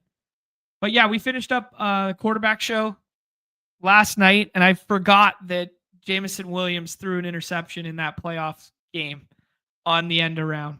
He scores the monster long rushing touchdown against the Commanders when Teddy Bridgewater has to come in and replace Goff when Goff's in the medical tent, and they run like such a sharp play. Like everybody just thinks they're going to run, hand it off, and then get Goff back in for the following play because he's standing on the sideline.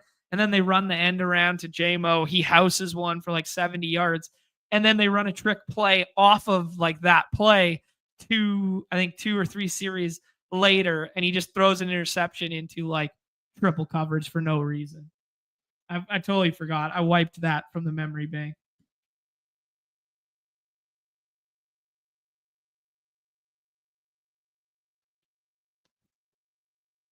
Newfound love for Kirk Cousins after watching that show, though.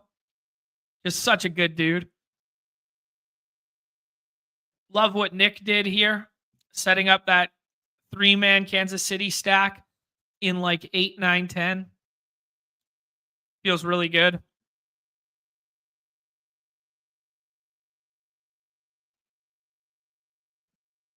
I think it might be fuck around, find out at the tight end position time now. Could do like Laporta so that Goff gives us like a double stack here. I think that one feels pretty good. Too bad Harvey didn't come back there. I would have snapped taken Harvey here. But I think we're going to do three more running backs of like the contingent variety. So Laporta gives us a double stack option here and is our first tight end. And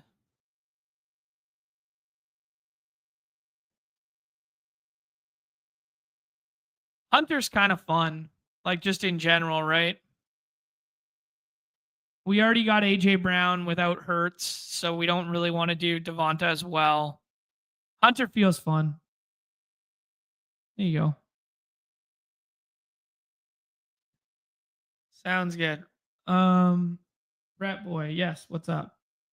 Let me see.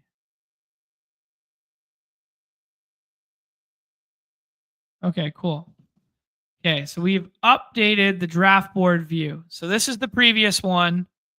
It kind of cuts off at the bottom there in the screen. So Brett Boy's telling me that we have an updated version of this. And then if you pop it out, let me see what the pop out. Oh, cool. Okay, right on. Okay, so let me give this a refresh. So a little bit of the tech stuff. The new boards. There you go, guys. Updated on web here. Little bit bigger web view. Got the player pictures in there. Have the arrows pointing the directions in which the draft board is going. Nice. Very cool. Very cool. On the clock here. So real-time update from the site. Awesome. That's fun. That's fun.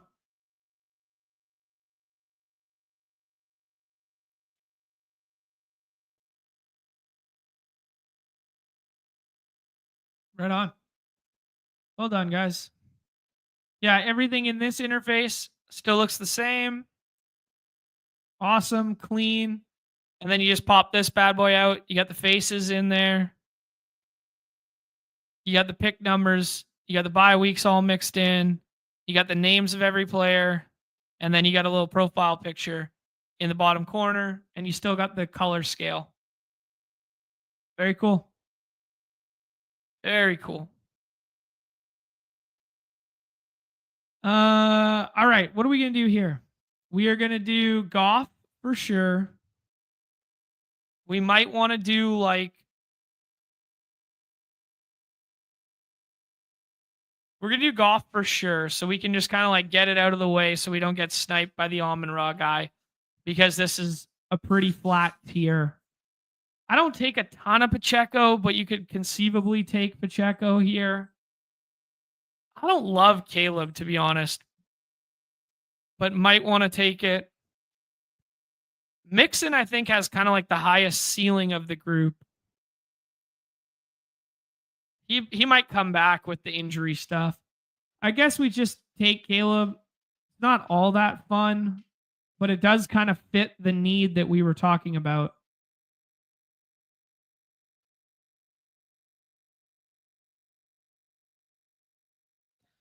It definitely fits the need we were talking about.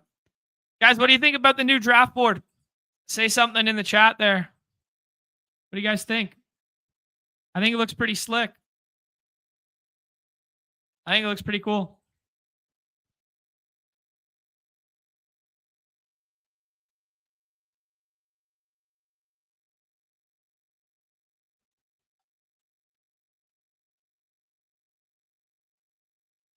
Yeah, obviously not the same, space or layout in mobile, so it'd be like too convoluted to do that.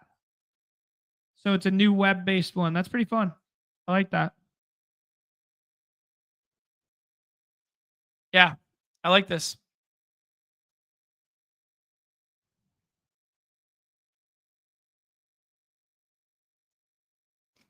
Purdy goes. Aaron Jones goes. I think we're probably going to take like 2 contingent backs here. What do we got at the tight end position? We're going to probably have to take a ceiling shot. I think Dunn at 6 wide receivers makes a lot of sense on this team, but the S-Words doesn't love it. I'm not going to lie. The S-Words does not love it. They want you to keep kind of like pounding your flex here. This is not a team that would S-word particularly well. I can tell you that. Let's take Warren. Gives us a stacking out. I think Mixon feels like, he would be going in like the 7th round here without the injury concerns. I do like the case that Hayden laid out for Mixon yesterday, just in terms of like, man, he's done it for like 4 straight years. He's the engine that kind of moves that offense, and we're still drafting, Chris Godwin way up here. Where's Godwin? Not in this draft, but in the 12 persons, we're still drafting Chris Godwin, and we know he had 2 surgeries, yada yada. We don't know, or we do know that Mixon did not have said surgeries, right? So I think it's a fair argument. Evergreen Eggers. Evergreen.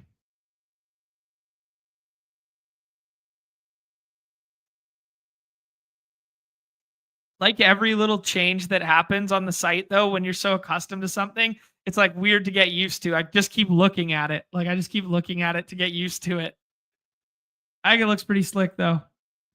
Nice addition there. We got a 2-5-6-2. So we got 3 spots left to work with. I think one is going to be who. And then the rest of them are going to be 1 tight end, 1 receiver, I think.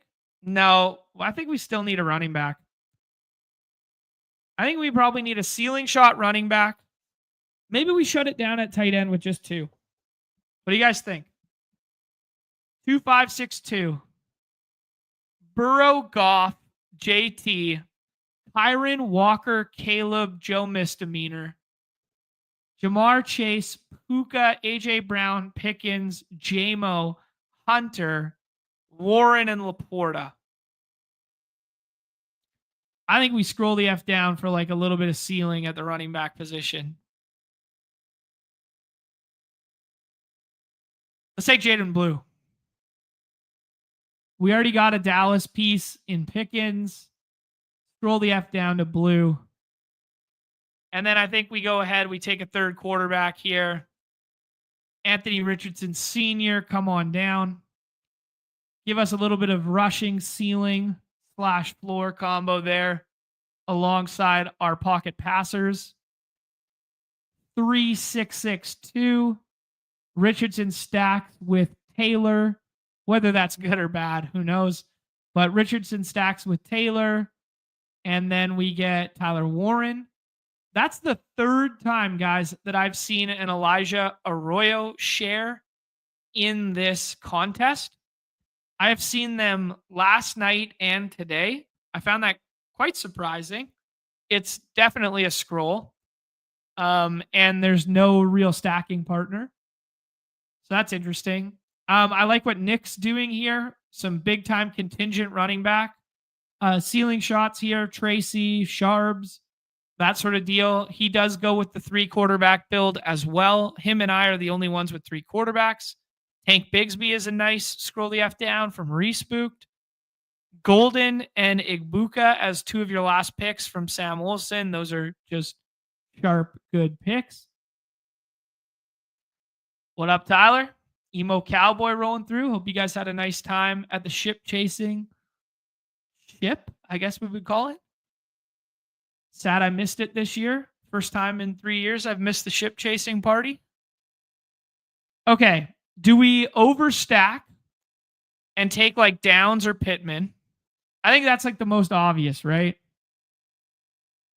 Downs or Pittman? Let's take Pittman. A little bit less drafted in this contest. Shove it to those nerds who like the Josh Downs film. The film bros who are like, oh yeah, he's good. And I just go, yeah, whatever. He's small. He's Tank Dell 2.0. Give me Pittman, who could be Nico Collins. Are we making that's the comp, man? That's the comp. Are we making the same mistake with Nico and Tank Dell from 2 years ago? Are we making the same mistake with Pittman versus Downs this year? Where all the sexy analytic bros, all the tape watching, all the route running guys are going, oh man, Josh Downs, woo, licking their chops. And when and the dunce cap bros just roll in and go, Michael Pittman, big. Josh Downs, small. Take Pittman. Like, you know, I don't know. Kind of fun team. Very tough room. Tough room to create a true GM in this contest. This is where you kind of balance out your portfolio with some scrolls. You balance out your portfolio with some unique builds because you know it's a tough room. Like, regardless of what we did in this draft, our expected value of this team is significantly lower than, you know, any other contest room we get into. Damn, Emo Cowboy got a 4-day stomach bug. Few people got it, but you got hit worse. Damn. That sucks, bro. But glad you had a good time. Looked like fun. Looked like fun indeed. Long way to go for, 50 hours for me. There is a direct flight, but it's like 7 hours or something. Like I could go to London in the same amount of time almost. Discovered that at the Dog Bowl Miami last year or 2 years ago, but wouldn't trade it for anything. Just too bad I couldn't make it this weekend or last weekend. Anyways, we roll the 101, a 3-6-7-2 in the Badge Bros Brawl. I will tell you that is a structure that some of the forecasting models will not love in this contest. But we get a Joe Burrow, a Jared Goff, and an Anthony Richardson. JT at 12, which never feels good because sometimes he falls to like the 4th or the 5th round in this contest. But we did not want to get caught with our pants down when everybody else pounded running back early. So JT, Kyron, Ken Walker, Caleb Johnson, Joe Misdemeanor, and Jadon Blue for a scroll with a little bit of contrarian leverage. The strength of the team is Chase, Puka, AJ Brown. then some ceiling shots in Pickens, JMO, and Hunter, and then a stacking contrarian partner in Michael Pittman if the Colts stuff goes well, and then a little bit thinner bet at the tight end room, propped up by Sam Laporta and Tyler Warren, but they're both stacked and they both have some ceiling outcome potential for sure. Yeah, not my favorite build in the world. I'm not going to lie. Today's stream, guys, we did not build the best teams. I thought the baseball segment was really good. I thought the preseason segment was really good. And then we get into these two best ball drafts, and I think I got belt to ass from the community. I got belt to ass by the community in these two drafts. I'm man enough to admit it. I'm man enough to admit it that when I'm drafting against Sam Olsen, Eggers, AR8, like these guys in this room here, man, I'm Nixon here. I'm willing to admit that I took belt to ass in this draft. But hey, we live and we learn and we move on. There can't be worse than the BBMs last night. Yeah, turned it into an advanced 1 out of 5. Good, clean fun. Guys, check out the board here. Give your web browsers an update. Your Chrome browser, give it a little refresh there. Beautiful new draft board from Underdog. Seeing it in real time here. Very cool stuff. Love that. Love the addition of the profile pictures. Going to make the screenshot equity of the boards even better when you screen grab that. But that's all I got for you guys. So I'm out of office starting this evening. This is a crazy fucking weird day and a half that I got to finish a whole bunch of stuff. I'm going to do my best to record Solver Series and a preview of MLB for you guys. I'm actually going to wait till the MLB slate tonight is done, and I'm going to go like West Coast 1 a.m. and record a video of the baseball for you guys tomorrow. Badges only. I believe it's going to be a 10-game slate. Maybe it's a 7-game or something in that range there. But I'm going to pre-record that for you guys tonight. I'm going to pre-record a Solver Series for you guys on Saturday as well. So 2 more pieces of content coming this week, but not live content. And then behind closed doors, as I keep teasing, we are working on something that's taking up a lot of my time right now. Just in general, we were recording a bunch of that stuff on Wednesday. Was it Wednesday? Yeah, on Wednesday. We recorded about 3 hours of stuff for you guys there. A lot of fun stuff coming from us in the future here. Shout out to Nick for being a member for 24 months. Shout out to Chad for being a member for 24 months. And shout out to Will Rush, who has had a very, very nice season in the MLB streets. Happy to be a small fractional part of that. Thank you for the gifted $20. Best of luck MLB tonight, WNBA tonight on those preseason pick ems, and best of luck getting into the weekly winners, the last 600 entries into weekly winners there. Videos will be up bright and early for you tomorrow for the Solver Series and Solver Series on Saturday, and members only baseball up for you guys tomorrow. Much love. I will be back on Monday. Nez will be back on, I believe, Tuesday or Wednesday there. So good luck this weekend in all your drafting endeavors. Last time you will see me live for a couple of days. Everybody's favorite time of the show. The end. Peace. Hit that like, subscribe, notification, all that good stuff for me.